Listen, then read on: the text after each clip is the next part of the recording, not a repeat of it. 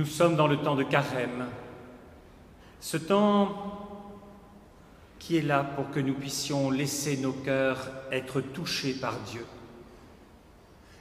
Ce temps qui est là pour que nous puissions nous tourner vers Dieu pour être relevés par lui.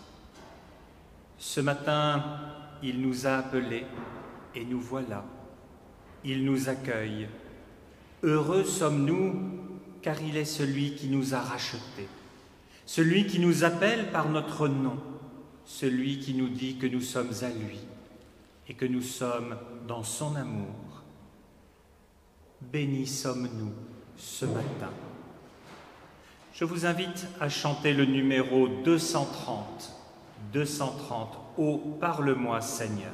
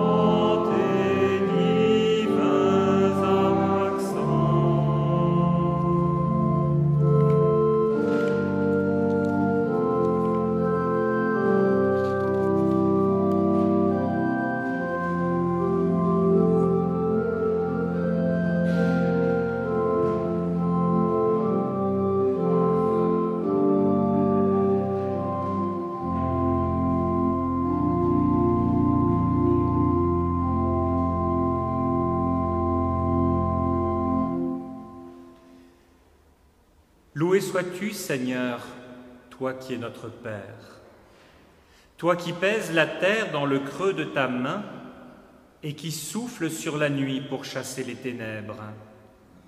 Tu t'es penché sur l'homme et tu l'as élevé. Tu juras à nos pères de leur donner un pays, et c'est la terre entière que tu nous confies. Tu promis à Abraham de lui donner un fils, et c'est ton propre Fils que tu nous as donné. Loué sois-tu, Seigneur, ton nom est grand sur toute la terre. Loué sois-tu, Seigneur, ton nom est Jésus-Christ. Toi qui as proclamé la bonne nouvelle du royaume, toi qui t'es abaissé pour mourir avec nous, mais qui vis maintenant pour nous élever avec toi vers le Père.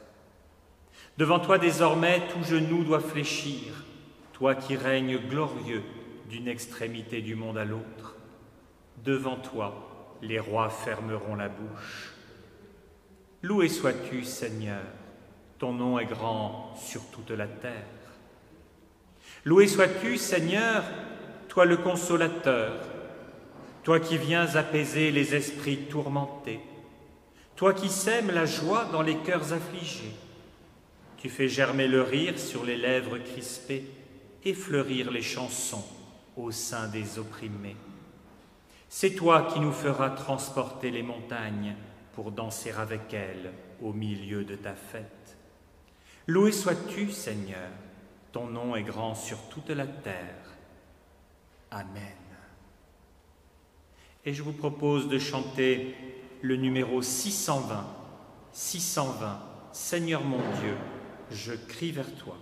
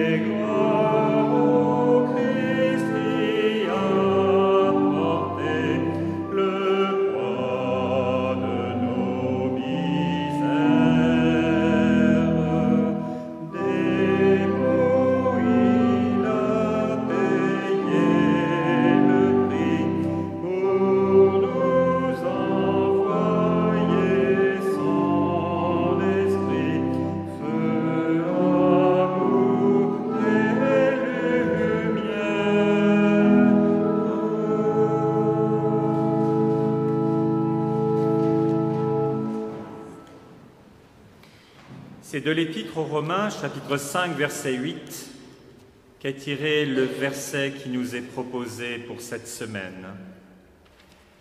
Voici comment Dieu prouve son amour envers nous.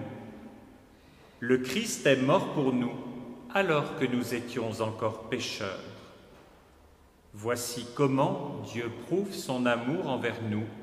Le Christ est mort pour nous alors que nous étions encore pécheurs. Prions. Seigneur notre Dieu, tu t'es abaissé afin de nous élever. Tu t'es fait pauvre afin de nous enrichir. Tu es venu à nous afin que nous allions à toi. Tu t'es fait homme comme nous afin de nous donner part à la vie éternelle. Tout cela par ta grâce, librement, sans que cela ne soit mérité, en ton Fils, notre Seigneur et Sauveur Jésus-Christ. C'est pourquoi nous déposons maintenant devant toi toutes nos peines, nos fautes, nos erreurs, nos transgressions, nos afflictions, nos soucis, nos révoltes et notre amertume, toute notre vie que tu connais mieux que nous-mêmes. Nous remettons tout entre tes mains fidèles que tu as tendues vers nous en Jésus-Christ. Prends-nous tels que nous sommes, redresse-nous, nous qui sommes faibles, et de pauvres que nous sommes, rends-nous riches de ta plénitude. Nous te rendons grâce de savoir que nous ne te prions jamais en vain. Nous te bénissons parce que tu as fait lever ta lumière, parce qu'elle brille dans les ténèbres et parce que les ténèbres ne peuvent en triompher. Nous te rendons grâce parce que tu es notre Dieu et parce qu'il nous est permis d'être ton peuple, par Jésus-Christ, ton Fils, notre Seigneur. Amen. Ce que nous disent les Écritures, c'est que Dieu, notre Père, ne veut pas la mort du pécheur. Ce qu'il veut, c'est sa conversion et sa vie. C'est lui qui nous a aimés le premier et qui a envoyé son Fils dans le monde pour que le monde soit sauvé par lui. Aujourd'hui, à l'écoute de notre repentir, le Seigneur nous manifeste son amour et nous donne sa paix. Le Christ a été livré pour nos fautes et il est ressuscité pour que nous soyons justifiés aux yeux de Dieu. Dieu qui a répandu son Esprit Saint sur les apôtres pour que soit proclamé le pardon du péché. Alors oui, aujourd'hui, le Seigneur nous délivre de tout mal et nous remplit de son Esprit. Le Seigneur, notre aide et notre défenseur, nous donne son Esprit pour que nous nous sachions pardonner et que nous puissions nous approcher de lui avec confiance. Le Seigneur purifie nos cœurs, il les illumine de sa présence, afin que nous puissions retourner dans le monde, annoncer les merveilles de Dieu, qui nous a appelés à son amour et à sa présence. Chantons le numéro 449. 449. Ô Jésus, ta croix domine les temps, les peuples et les lieux.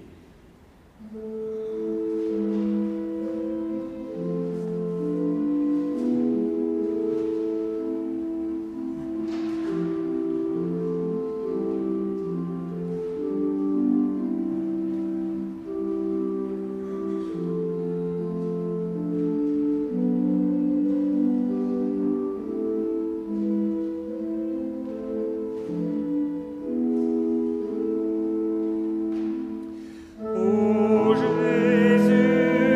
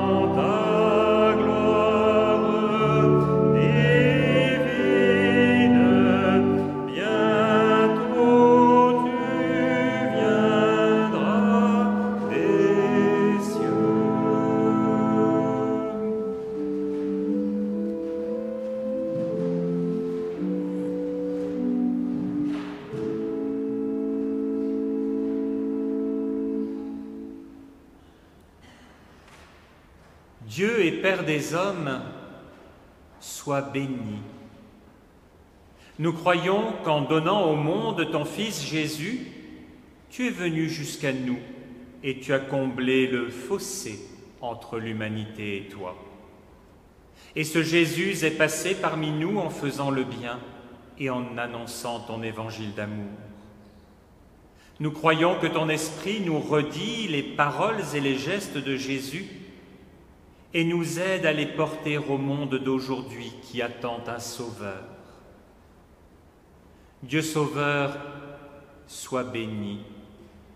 Nous croyons qu'en donnant sa vie pour nous sur la croix, Jésus-Christ nous a libérés du péché et de la mort. Il a fait de nous des fils et des filles de Dieu, héritiers avec lui du salut. Nous croyons que ton esprit nous rend libres et fait de nous un peuple de témoins, toujours prêts à combattre pour la liberté de l'homme, de tout homme. Dieu de la vie, sois béni. Nous croyons qu'au matin de Pâques, tu as relevé d'entre la mort Jésus ton enfant et que tu en as fait le premier-né d'une nouvelle création. Nous croyons que ton esprit de vie nous établit chaque jour davantage dans le service de la justice, de la paix et de la solidarité, afin que dans notre humanité la vie l'emporte sur la mort. Dieu d'alliance éternelle, sois béni. Nous croyons que tu couronnes ton Fils et que tu le fais siéger à ta droite, que tu l'as établi Seigneur de l'univers. Nous croyons que ton esprit de force fait de nous des croyants tournés vers l'avenir, des témoins de l'espérance du royaume qui vient. Dieu d'amour, sois béni. Nous croyons que par notre foi commune et notre baptême, tu as fait de nous un seul corps dont la tête est le Christ, un peuple multiple et riche de ses différences dont Jésus est l'unique berger. Nous croyons que ton esprit de communion nous sanctifie et nous dynamise, qu'il nous fait grandir dans l'unité que tu veux pour le service et le rassemblement de toute l'humanité autour de Jésus-Christ, notre Seigneur et Sauveur. Amen.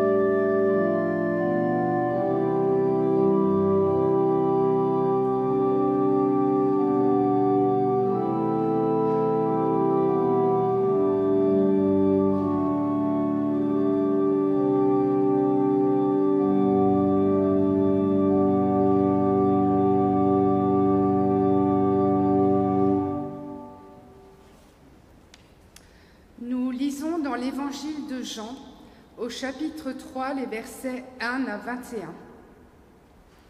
Il y avait un homme parmi les pharisiens, appelé Nicodème, qui était l'un des dirigeants juifs.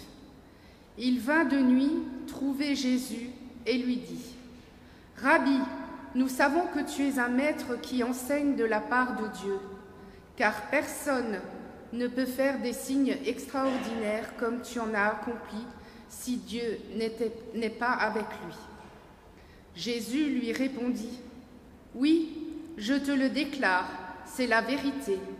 Personne ne peut voir le règne de Dieu s'il ne naît pas de nouveau. » Nicodème lui demanda : « Comment quelqu'un d'âgé peut-il naître de nouveau? Pourrait-il retourner dans le ventre de sa mère et naître une seconde fois ?» Jésus répondit : « Oui, je te le déclare, c'est la vérité. Personne ne peut entrer dans le règne de Dieu s'il ne naît pas de l'eau et de l'esprit. Ce qui naît de parents humains est humain. Ce qui naît de l'esprit de Dieu est esprit. Ne sois pas étonné si je t'ai dit : il vous faut tous naître de nouveau. L'esprit, comme le vent, souffle où il veut. Tu entends le bruit qu'il fait, mais tu ne sais pas d'où il vient ni où il va.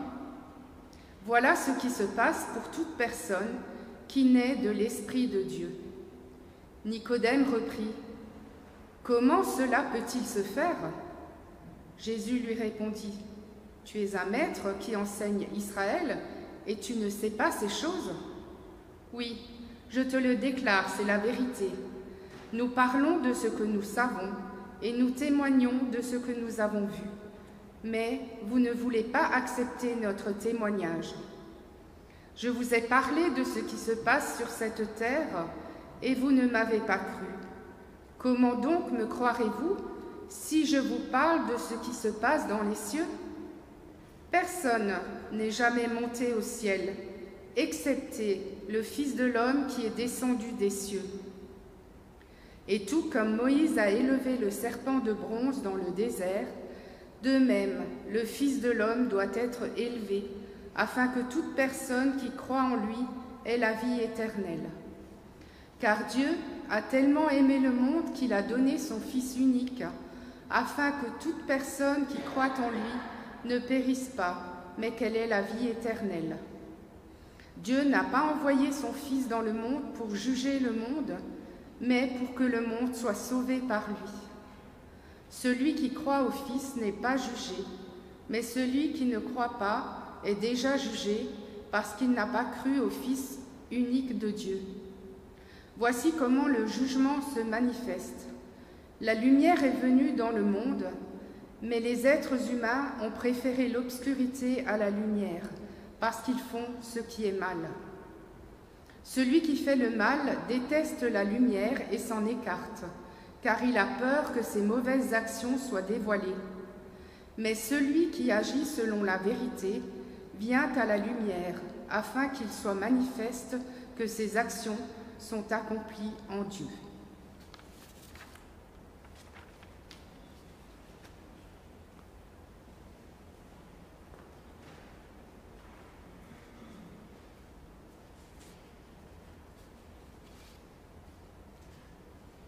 Dans les arts martiaux traditionnels, il n'y a que 2 types de ceintures.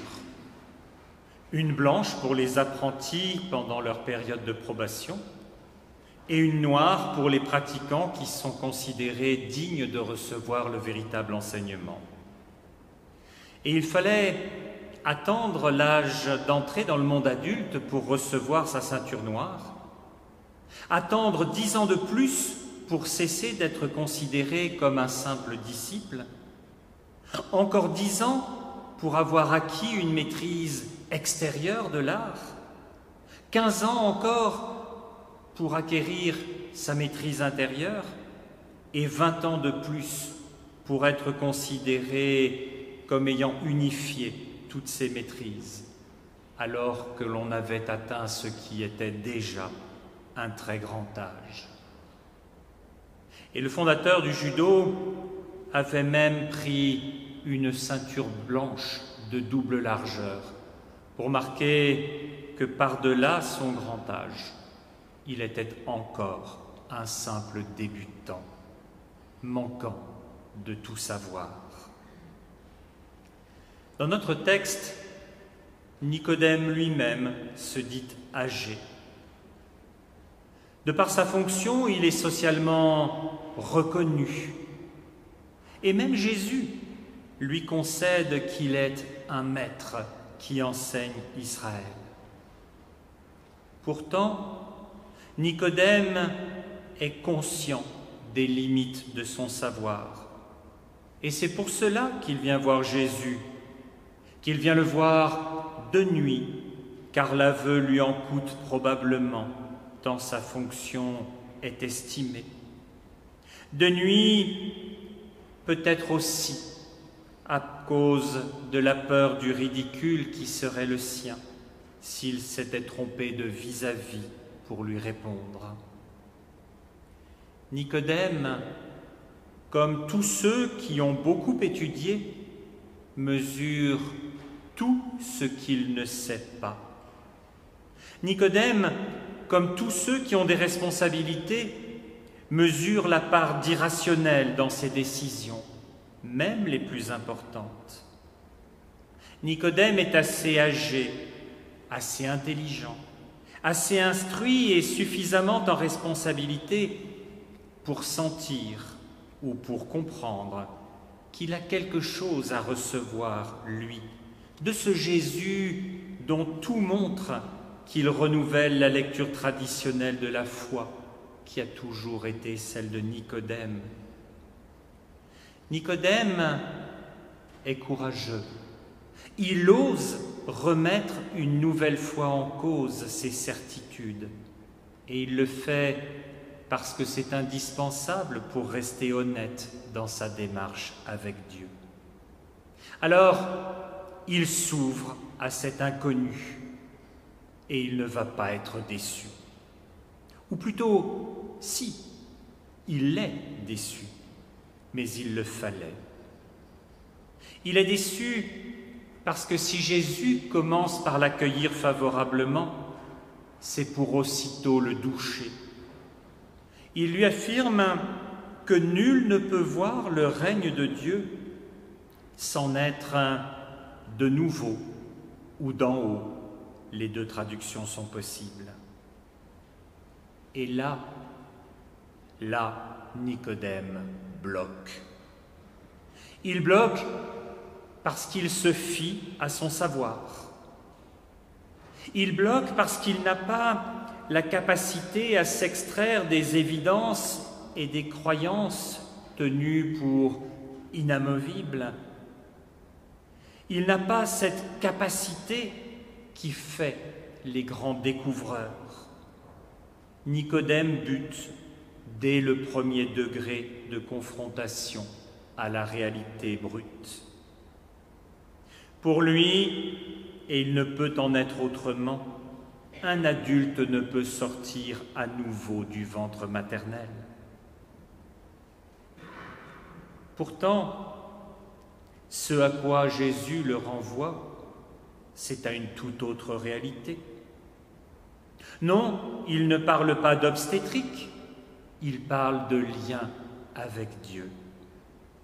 Il ne s'agit pas de naître d'une mère, d'un placenta et d'un amnios, mais d'en haut, d'eau et d'esprit, de Dieu et du baptême. Parce que l'être humain n'est pas fait que de chair et de sang. L'être humain vit aussi de ce qu'il noue ou non avec Dieu.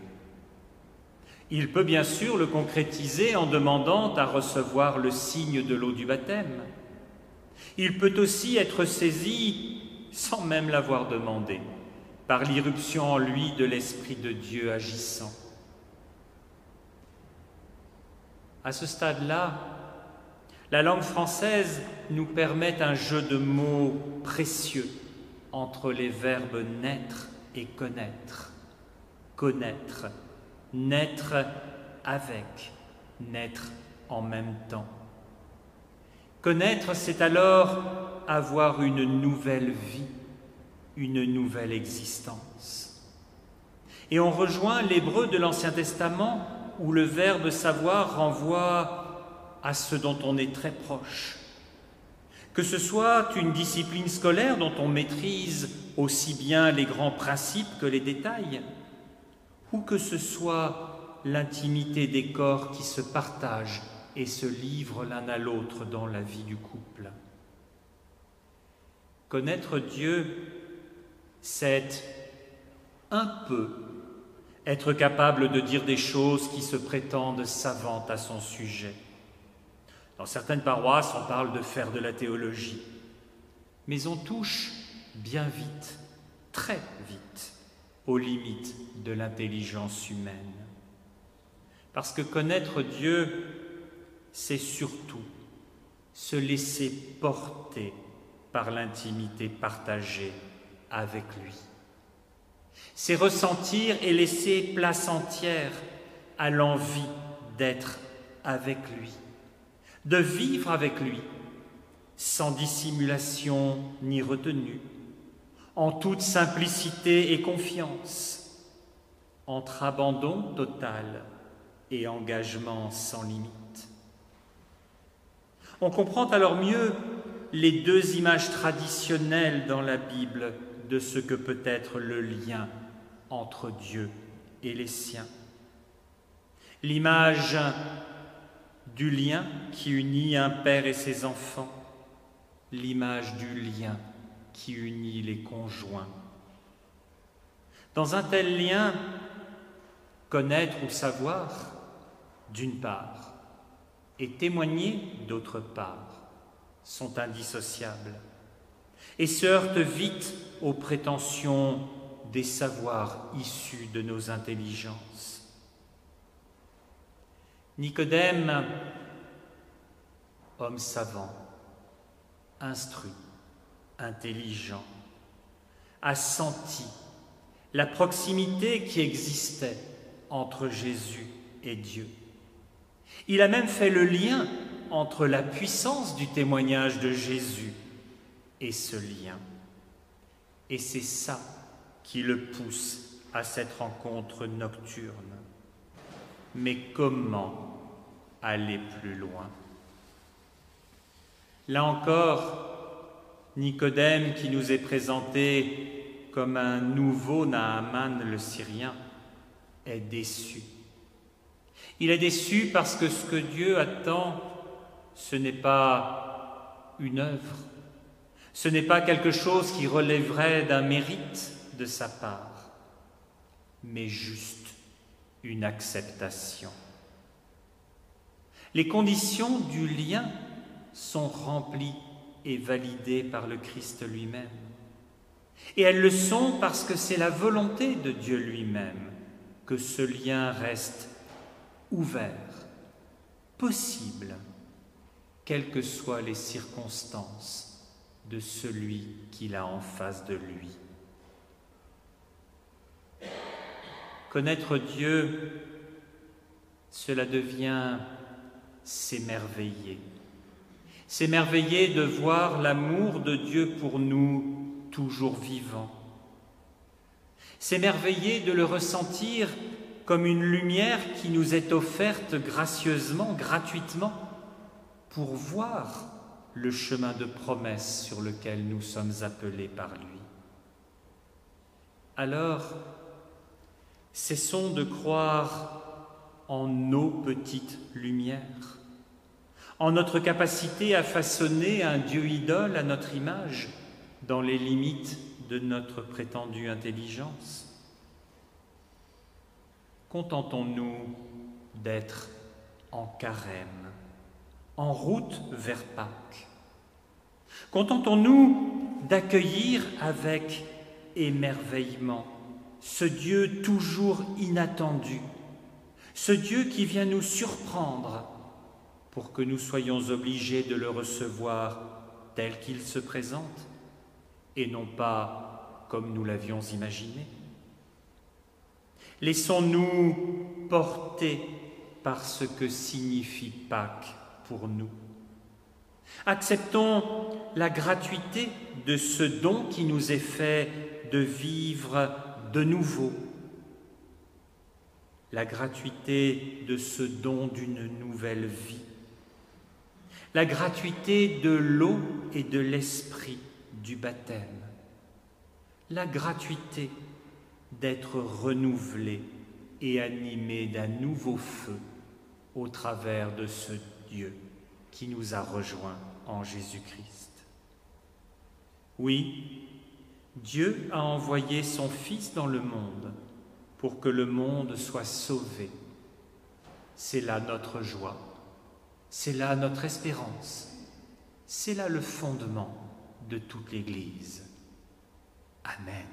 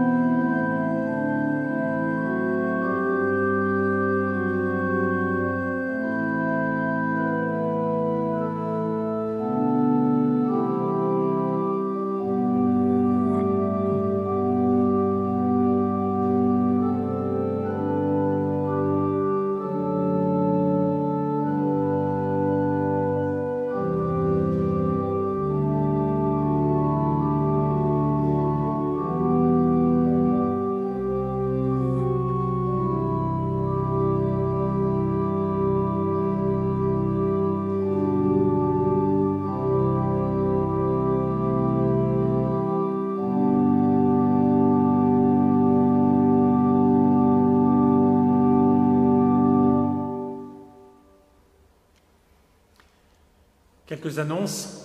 Gros programme biblique cette semaine. Lundi à 18h30 à Ilzac. Toujours lundi à 19h30 à Dornac. Et jeudi à 14h30 à Saint-Jean. Plus ludique, le rendez-vous de la Théière, vendredi à 14h30 à Saint-Jean, où Anne-Laurence nous présentera un voyage qu'elle a fait en Inde. Dimanche prochain, culte ici et à Saint-Jean. S'il n'y a pas d'autres annonces à partager, je vous propose de chanter le numéro 415. 415, je veux répondre ô Dieu.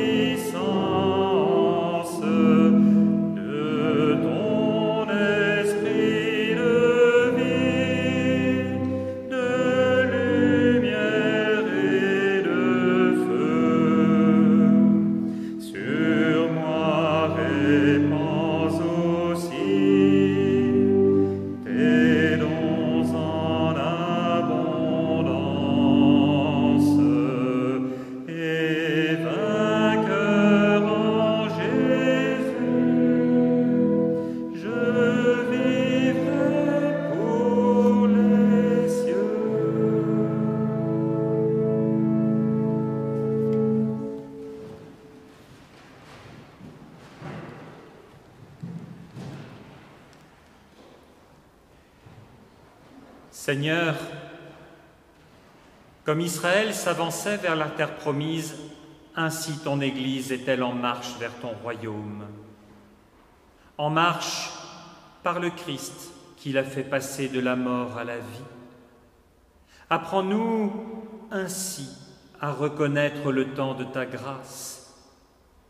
Apprends-nous à reconnaître dans notre marche vers Pâques le temps favorable et le jour du salut. Renouvelle, Seigneur, ton Église dans l'écoute de ta parole.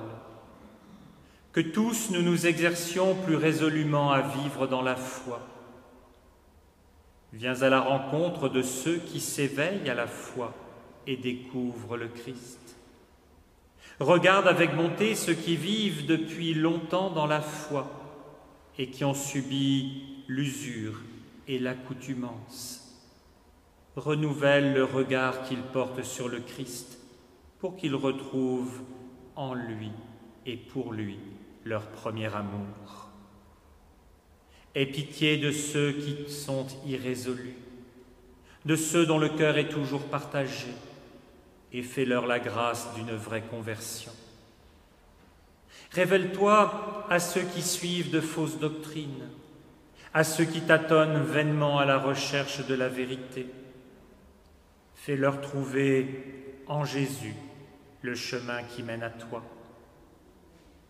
Nous te prions aussi pour ceux qui disent ne pas croire à cause des chrétiens. Ne permets pas que nos fautes ou nos inconséquences les éloignent de toi, qu'elles soient pour eux un alibi facile pour te négliger, pour ne pas prendre en compte ta grâce.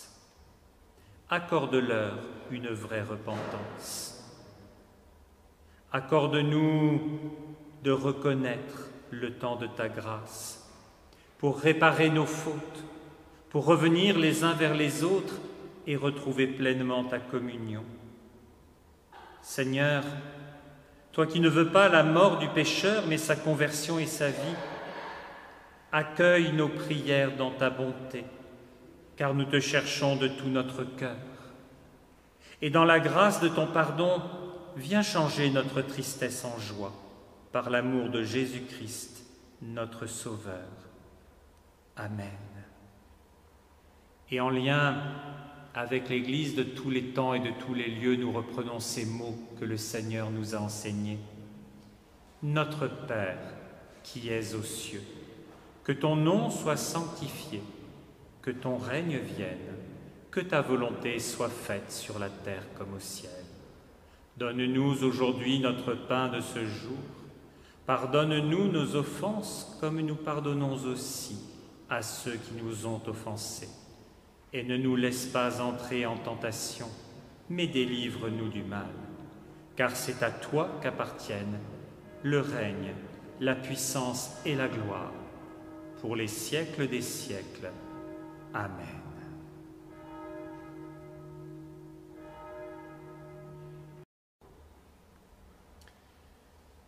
Dieu seul peut créer, mais il nous appartient de mettre en valeur ce qu'il crée.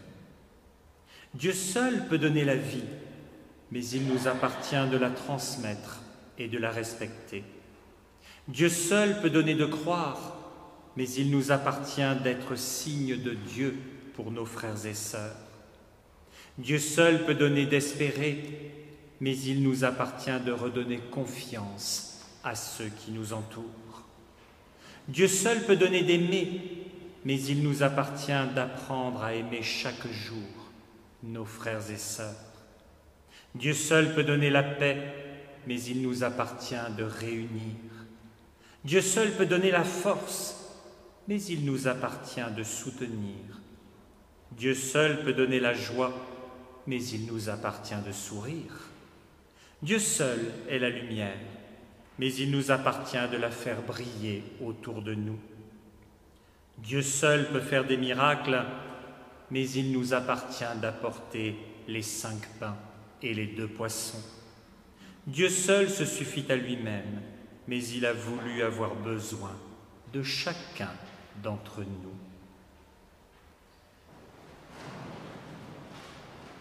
Que la puissance de Dieu nous enveloppe, que sa clarté nous illumine, que sa main nous soutienne, que sa bonté nous protège, que son amour soit source du nôtre et que sa sainteté nous bâtisse à son image.